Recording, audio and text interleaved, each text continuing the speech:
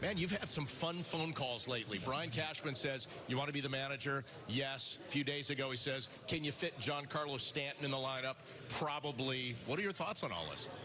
Look, it's exciting. You guys obviously know our team so well. Know how special of a group it looks like is developing.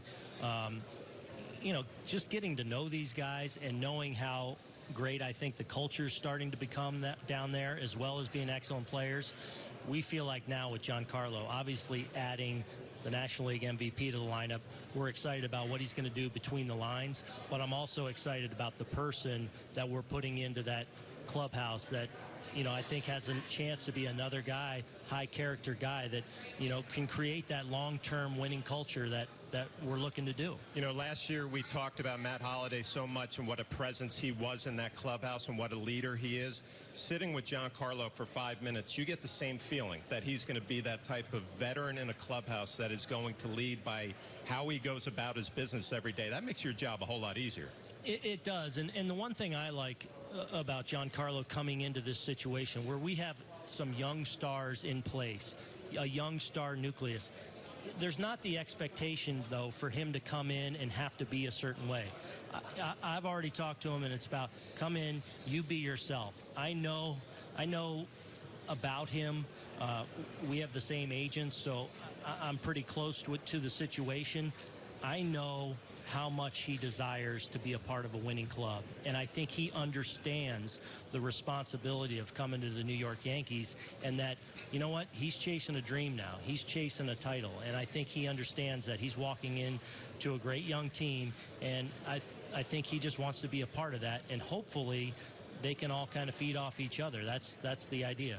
Aaron, after the trade comes down, how soon did you maybe pick up a pad like this and start doodling lineups? And would you mind sharing any of those doodles with us? You know what? Really quick. I think that's the first thing I did after I left Cash's office. Hearing the possibility of it, I think I grabbed a piece of paper and a pen and sat right down like I bet you guys have as well. And to see the potential moving parts, like, all right, how's it look against a left-handed pitcher? When are you going to be able to give the guy a day off? How are you going to use the DH spot? These are things that I've already started to do.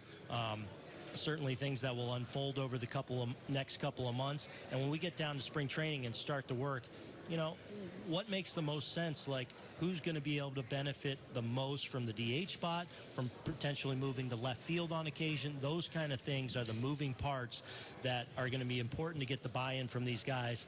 The buy-in, I'm confident, is going to happen. Giancarlo was just here, and he said he is willing to play anywhere. He's just happy to be with the team. But you mentioned that DH spot. Do you envision him more as a DH, or do you expect to play him in the field quite a bit? Oh, I think he'll play in the field more so. I think there's a way to do it to where you're able to keep guys fresh using the DH spot. We still plan on occasion using Gary Sanchez in the DH spot to give him kind of a quasi day off, to get him off his legs.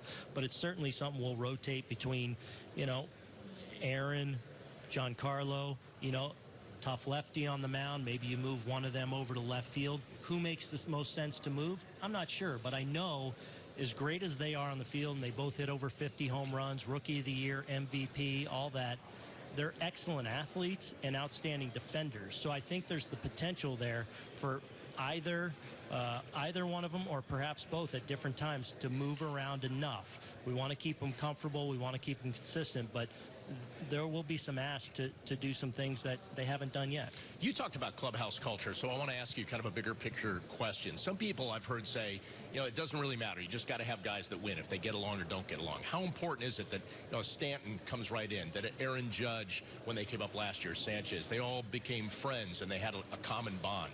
How important is that? I think it matters. Look, and I think it matters for sustained success.